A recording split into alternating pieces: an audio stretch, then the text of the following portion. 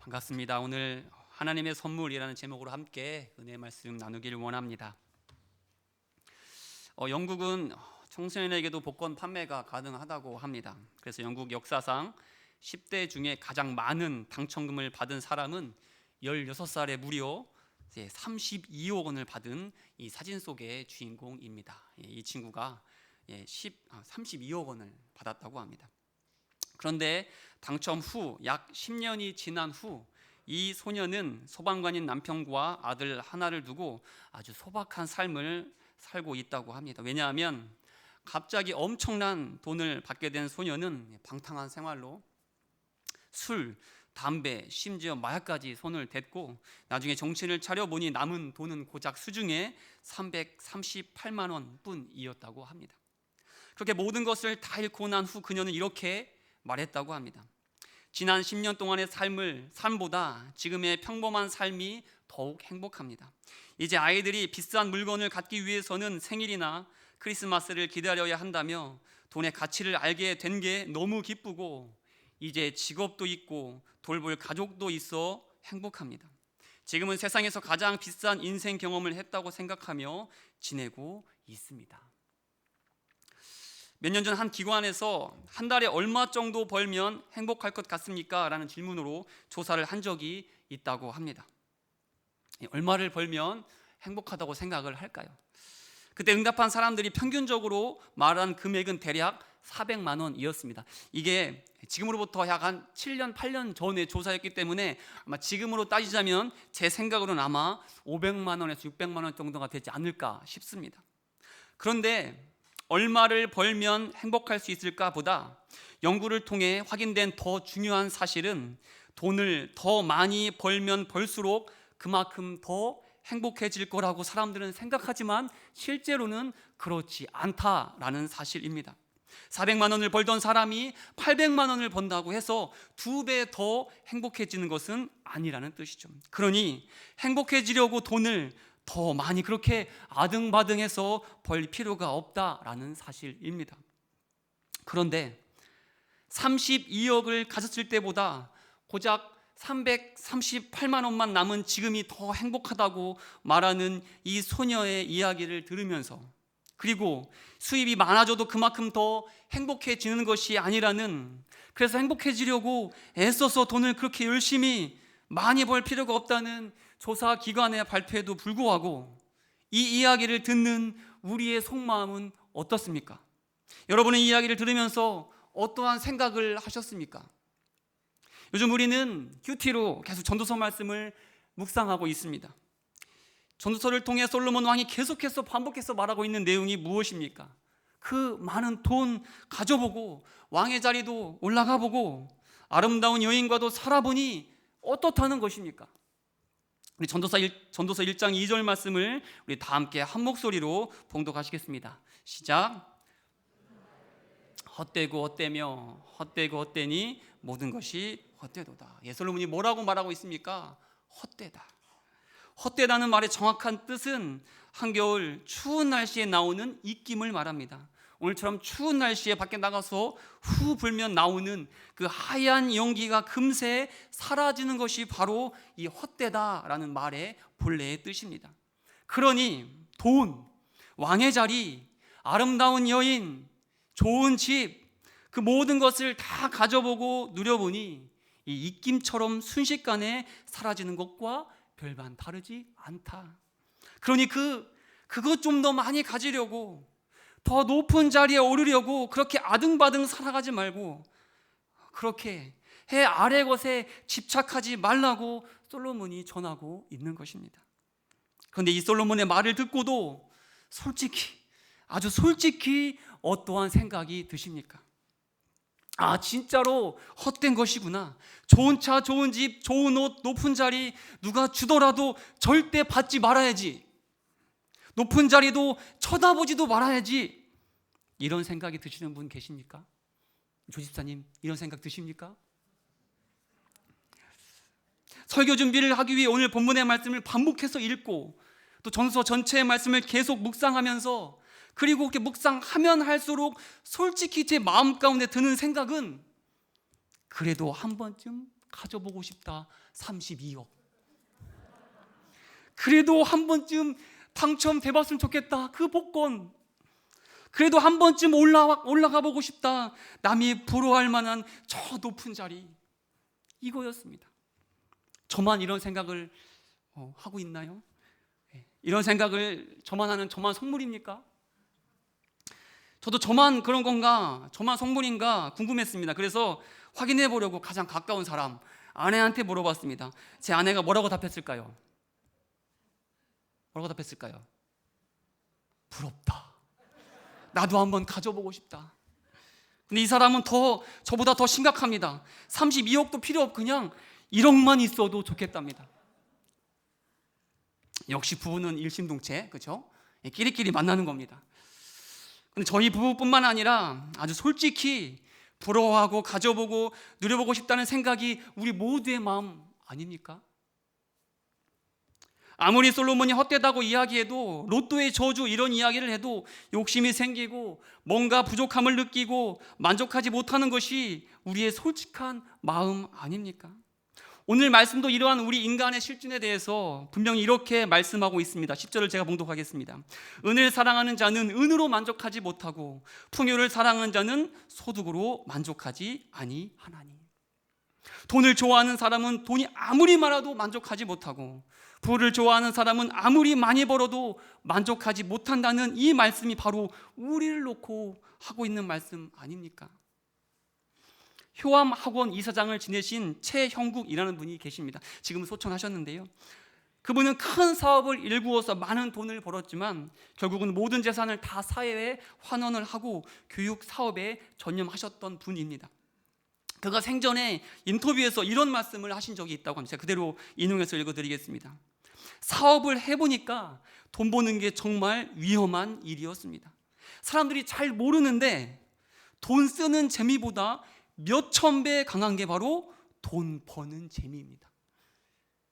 돈 버는 일을 하다 보면 어떻게 하면 돈이 더 벌릴지 자꾸 보여요.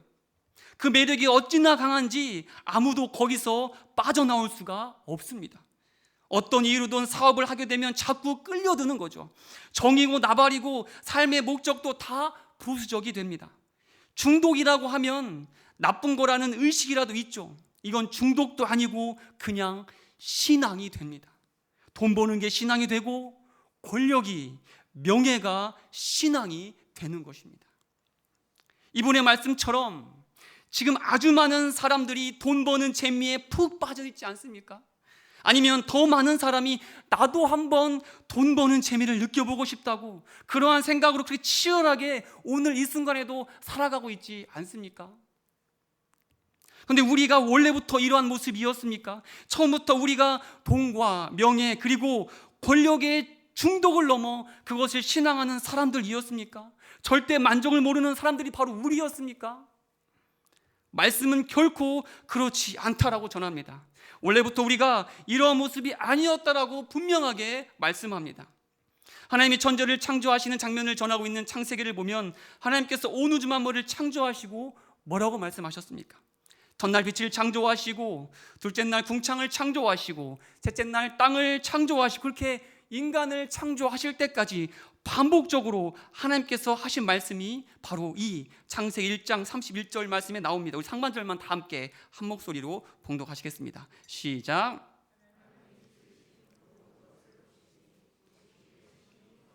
네, 그렇습니다. 보시기에 좋았더라. 특별히 우리 인간을 창조하시고 난 이후에는 그냥 보시기에 좋았더라가 아니라 보시기에 어땠다고요? 심히 좋았더라. 그렇게 하나님이 창조하신 온 우주 만물은 하나님이 보시기에 좋았던 아주 완벽한 세상이었습니다. 그 중에 우리 인간은 하나님 보시기에 심히 좋으셨을 만큼 단연 최고였습니다. 왜 그렇습니까? 왜 우리가 최고였습니까? 그 이유를 창세기 1장 26절 말씀에서 이렇게 전합니다. 제가 봉독하겠습니다. 하나님이 이르시되 우리의 형상을 따라 우리의 모양대로 우리가 사람을 만들고 그들로 바다의 물고기와 하늘의 새와 가축과 온 땅과 땅에 기는 모든 것을 다스리게 하자 하시고. 저희 첫째 주선이가 지금 10살이 되었는데요. 어릴 때에 그렇게 엄마와 떨어지는 것을 되게 힘들어했습니다. 그리고 엄마 그 가슴에, 찌찌에 그렇게 집착을 했습니다. 모유 수유를 할 때에도 집착을 했고, 뿐만 아니라 이유식을 했을 때에도 엄마 가슴을 이렇게 만져야 심적인 안정을 느끼는지 늘 엄마 가슴에 손을 이렇게 얹어놓거나 이렇게 쪼물락거리는 거예요. 아내는 그런 주성이의 손길을 너무 힘들어했습니다. 계속 시도 때도 없이 만지작거리니까 얼마나 귀찮겠습니까? 그래서 한 번은 아내가 너무나 힘들었던지 주성이가 가슴을 이렇게 손에 대지 못하도록 막았습니다. 그랬더니 어찌나 주성이가 서럽게 우는지 차마 눈을 뜨고 볼 수가 없었습니다. 그래도 아내는 습관을 고치려고 달래주지 않았습니다. 저는 서럽게 울고 있는 주성이가 너무나 안쓰러워서 혹시나 하는 마음에, 아주 혹시나 하는 마음에 제 가슴이라도 이렇게 만지면서 위안을 삼으라고 가까이 갔더니 저를 보고 더 크게 울어서 괜히 서운했던 적이 있었습니다. 주성이가 이럴 때마다 아내는 쟤는 누굴 닮아가지고 자기랑도 안 떨어지고 귀찮게 가슴을 그렇게 만지냐고 하소연을 했습니다. 그럴 때마다 저는 아무 말도 하지 못했습니다. 왜냐하면 제가 딱 그랬기 때문이죠. 정확히 기억나진 않지만 어머니의 말씀으로는 제가 초등학교 들어갈 때까지 엄마 가슴을 이렇게, 믿기지는 않지만 제가 그랬다고 합니다. 아마 제가 5남매의 막내라서, 주입사님은 공감이 되시죠? 예, 5남매의 막내라서 아마 그랬던 것은 아닐까라고 추측을 합니다. 여러분은 여러분의 자녀가 왜 그렇게 이쁩니까? 정말 이쁘게 생기고 잘나서 그렇게 이쁩니까? 이쁜 짓을 많이 해서 이쁩니까? 이것만큼은 절대로 닮지 말았으면 하는 것을 닮아도 그냥 이쁘지 않습니까?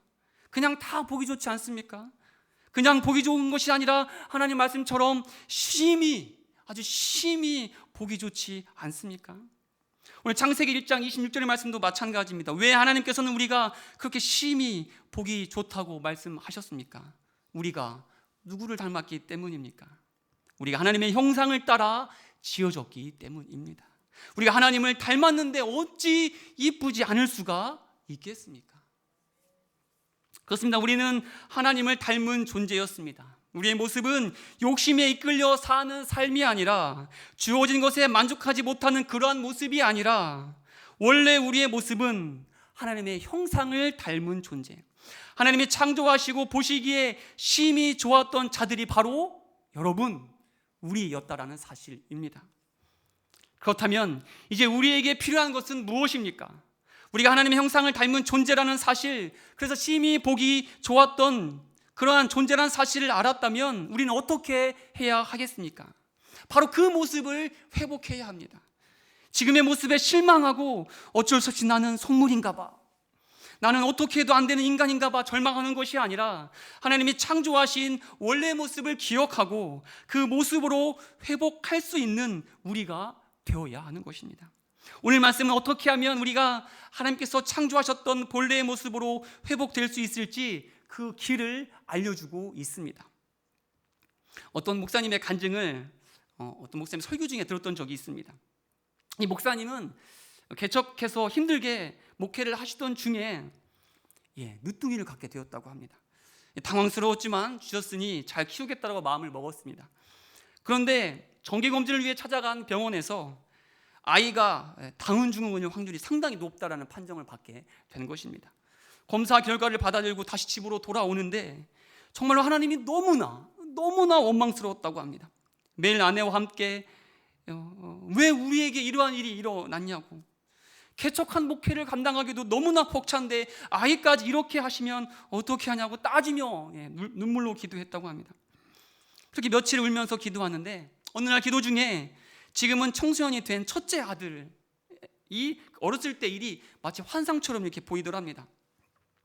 목사님이 퇴근길에 어린 아들을 위해 장난감을 하나 사서 가셨습니다. 아들이 얼마나 기뻐할까, 이 선물을 받으면 얼마나 좋아할까 기대하면서 현관문을 열고 자신을 반갑게 맞이하는 아들에게 짜잔 하면서 선물을 딱 줬습니다. 그런데 아들이 선물을 보고는 기뻐하는 것이 아니라 이 장난감 아니야 그러면서 집어 던지더란 것입니다. 그런 아들의 행동에 너무나 당황했고 또 민망했다고 합니다. 그런데 기도 중에 그 목사님이 울면서 기도하는 그 기도 중에 이런 아들의 모습이 떠오른 겁니다. 그리고 그 아들의 모습이 바로 지금 자신의 모습과 겹쳐 보였다라는 사실이죠. 아들을 위해 특별히 사준 선물을 자기 마음에 들지 않는다고, 자기 갖고 싶었던 것이 아니라고 싫다고 집어 던지는 그 아들의 모습이 이 다운증후군 걸린 아이를 왜 나에게 주셨냐고, 이 애 싫다고 떼를 쓰고 있는 자신의 모습과 꼭 같다는 것을 이 자신의 아들의 어린 시절의 모습을 통해 깨닫게 된 것이죠. 그렇습니다. 오늘 말씀도 이 사실을 우리에게 알려주고 있습니다. 우리 19절 말씀을 다시 한번 다 함께 한 목소리로 봉독하시겠습니다. 19절입니다. 시작.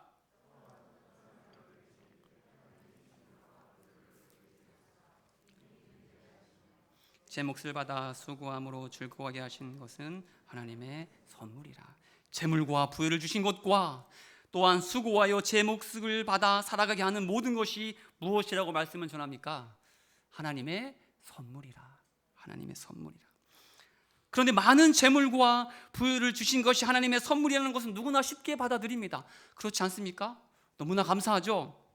하지만 내가 열심히 수고해서 하루 벌어 하루 먹고 사는 것도 하나님의 선물이라고 여기는 것은 그렇게 쉽지는 않은 것 같습니다. 가끔 새벽 예배를 하기 위해 차를 타고 오다 보면 새벽 4시나 또는 5시부터 이 폐지를 리어카에 가득 싣고 도로가를 아슬아슬하게 걸어가시는 할머니를 볼 때가 있습니다. 만약 제가 그분께 가서 할머니, 지금 할머니께서 이렇게 아픈 다리를 이끌고 폐지를 주어 하루에 5,000원을 벌 수 있는 것도 하나님의 특별한 선물이랍니다. 그러니 하나님 믿으세요?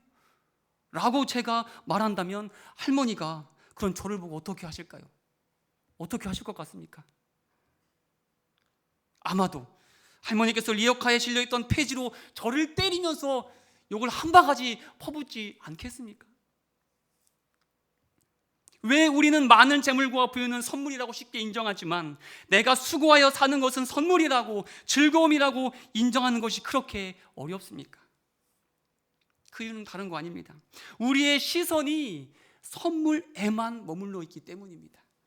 그래서 그 선물이 내 마음에 들 때, 내가 기대했던 것일 때, 그리고 비싸고 좋은 것이면 그건 선물이 맞는데, 만약 내 마음에 들지 않는 것, 전혀 내가 기대하지 않았던 것, 마치 오다 주운 것 같은 것이면 그 목사님의 아들처럼 집어 던지는 것입니다. 이거 선물 아니라고 내팽개치는 것이죠.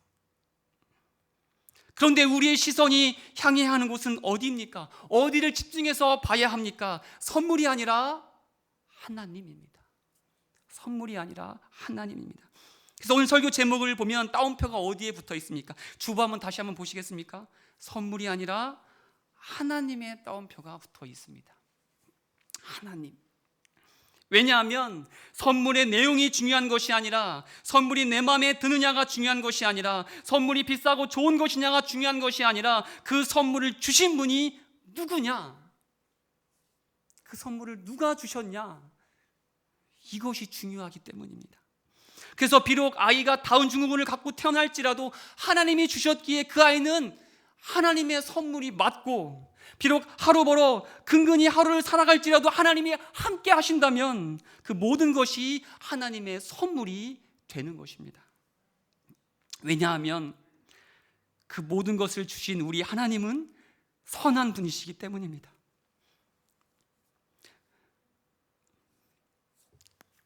우리 하나님은 선한 분을 넘어 우리의 좋은 아버지이시기 때문입니다. 아멘이십니까? 다 함께 마태복음 7장 9절부터 11절 말씀을 봉독하시겠습니다. 시작.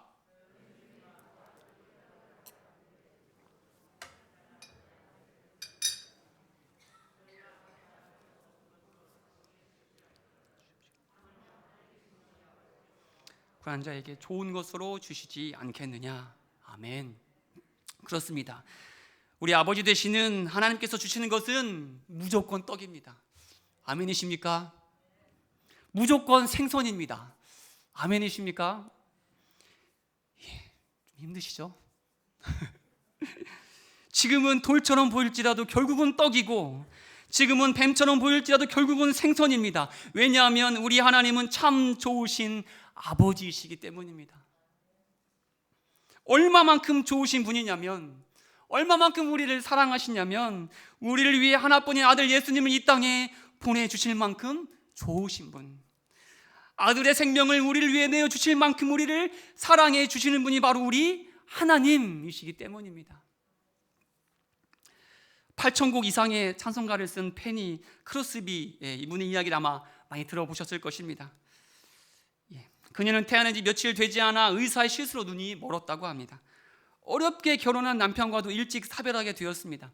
끝없는 고난 속에서도 그녀는 귀한 찬송가를 썼는데 그 중에 한 곡이 바로 오늘 설교 전에 함께 불렀던 찬송가 288장 예수를 나의 구주 삼고입니다. 참 가사가 은혜로웠지요. 이분이 작사한 그런 곡이라고 합니다. 어느 날 어떤 사람이 그녀에게 이런 질문을 했습니다. 나중에 만약 당신이 눈을 뜨게 되면 무엇을 하고 싶습니까? 과연 크로스비는 뭐라고 답을 했을까요? 이 질문에 그녀는 이렇게 답을 했다고 합니다. 나는 눈을 안 뜨겠습니다.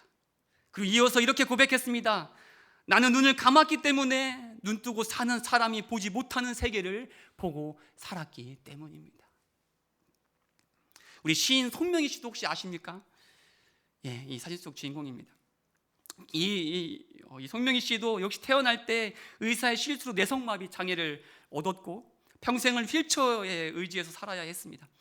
그런 그녀가 쓴 시를 가사로 복음 성가를 만들었는데 바로 우리가 너무나 잘 알고 있는 나 가진 재물 없으나라는 곡입니다. 나 가진 재물 없으나. 이 곡의 가사를 읽어드리겠습니다. 나 가진 재물 없으나, 나 남이 가진 지식 없으나, 나 남에게 있는 건강 있지 않으나, 나 남이 없는 것 있으니, 나 남이 못 본 것을 보았고, 나 남이 듣지 못한 음성 들었고, 나 남이 받지 못한 사랑 받았고, 나 남이 모르는 것 깨달았네. 공평하신 하나님이 나 남이 가진 건 나 없지만 공평하신 하나님이 나 남이 없는 것 갖게 하셨네. 또 올 초에 수천하신 이효령 박사님도 잘 아시죠? 그가 생을 마감하기 전에 쓴 책 마지막 수업에서 그의 삶을 돌아보고 이렇게 고백했습니다. 내가 받은 모든 게 선물이었습니다. My life는 기프트였습니다. 나보다 앞서간 사랑하는 딸 미나도 선물이었습니다. 여러분, 페니 크로스비의 다시 눈을 뜨고 싶지 않다라는 고백, 그리고 송명희 시인의 하나님은 공평하시다라는 그 고백, 그리고 이효령 박사님의 한평생의 삶을 돌아보니 받은 모든 것이 다 하나님의 선물이었다라는 그 고백, 이 모든 고백이 가능한 이유가 어디에 있겠습니까? 선물이 아니라, 그 선물의 시선을 둔 것이 아니라 선물을 주신 하나님께 시선을 두었기 때문에, 나를 사랑하신 하나님은, 참 좋으신 우리 아버지이신 하나님은 결코 나에게 돌을, 나에게 뱀을 주셨을 리가 없다라는 그 믿음이 있었기 때문 아니겠습니까? 우리는 어떻습니까? 여러분에게 주어진 것들이 어떠한 것들이 있습니까? 한 해를 돌아보며 어떠한 일들이 있었습니까? 그리고 그 모든 것들을 어떻게 여기며 살아가고 계십니까? 여전히 선물에만 집중하며 더 좋은 것, 더 비싼 것, 그래서 내 마음에 드는 것, 그래야만 선물이라고 생각하며, 그렇지 않다면 왜 이런 것을 주셨냐고 불평하며 살아가고 있지는 않으십니까? 그렇게 여전히 나 중심으로 그렇게 살아가고 있지는 않으십니까? 이제 선물에만 머물러 있던 우리의 시선을 돌려 하나님께로 향할 수 있기를 축복합니다. 선하신 하나님, 최고로 좋으신 하나님, 나를 아낌없이 사랑하시는 그 하나님께로 우리의 시선을 돌릴 수 있기를 축복합니다. 목사들의 목사로 불리던 유진 피터슨 목사님이 2018년도에 수천을 하셨는데요, 장례식장에서 그의 아들이 조사를 낭독했다고 합니다. 그 내용이 참 인상적이어서 함께 나누길 원합니다. 유진 피터슨 목사님의 아들은, 좀 이따가 내려주시면 감사하겠습니다. 유진 피터슨 목사님의 아들은 단 하나의 메시지라는 제목으로 조사를 낭독했습니다. 아들은 아버지가 50년 동안 목회를 하시면서 단 한 개의 메시지로 많은 사람에게 사기를 쳤다라고 고발을 했습니다. 장례식장에서요. 그 단 하나의 메시지로 수백 권에 달하는 책을 썼고 매주 새로운 설교를 해왔고 많은 문제 속에 있는 사람들에게 해결책을 제시했다라고 합니다. 아들인 자신은 아버지 이런 모습을 누구보다 가까이 지켜보았기에 한편으로는 놀랍기도 하면서도 이해가 되지 않았다라고 합니다. 한편은 그 사실을 공개할까? 한 번은 그 사실을 공개할까라는 생각도 했다고 합니다. 하지만 그는 그 단 한 개의 메시지에 담긴 능력을 알았기에 그럴 수 없었다고 합니다. 그리고 그 비밀은 단 2명, 즉 아버지와 자신만 알았기에 세상 어디에도 들통나지 않고 지금까지 무려 50년 동안이나 놀라운 영향을 드러낼 수 있었다라고 합니다. 그렇다면 자신은 어떻게 아버지의 메시지가 단 하나였다는 것을 알 수 있었을까요? 그 이유는 어릴 때부터 밤마다 아버지가 자기 침대로 찾아와서 매일 귓속말을 해주셨기 때문이라고 합니다. 그리고 그렇게 밤마다 자신에게 알려주었던 단 한 개의 메시지는 바로 이거였다고 합니다. 지금 띄워주십시오. 하나님은 너를 사랑한단다. 항상 네 편이란다. 그런 하나님께서 너를 택하셨단다. 그렇습니다. 나를 택하신 하나님께서, 항상 내 편이신 하나님께서, 변함없이 나를 너무나 사랑하시는 하나님께서 지금 내 옆에 앉아있는 남편을 주셨습니다. 아내를 주셨습니다. 그리고 아들과 딸을 주셨습니다. 그리고 우리 장로님, 우리 권사님, 우리 집사님, 우리 성도님, 우리 목사님, 우리 전도사님, 그리고 우리 기흥 지구촌교회를 주셨습니다. 때로는 원수 같을지라도, 때로는 미워 죽겠을지라도, 때로는 저것을 그냥 다시 뱃속에 집어넣어 이런 생각이 들지라도 하나님이 주셨기에, 선하신 하나님이 주셨기에 그 모든 것은 다 선물입니다. 우리에게 딱 맞는, 기다리고 기다렸던 소중한 선물입니다. 옆 사람을 바라보시면서 이렇게 이야기하면 좋겠습니다. 옆 사람 바라보시면서 당신은 나의 선물입니다. 이렇게 고백하시죠. 옆 사람 바라보면서. 선물 맞죠? 다시 한번 고백하시죠. 당신은 나의 너무나 소중한 선물입니다. 이렇게 고백하시죠. 네.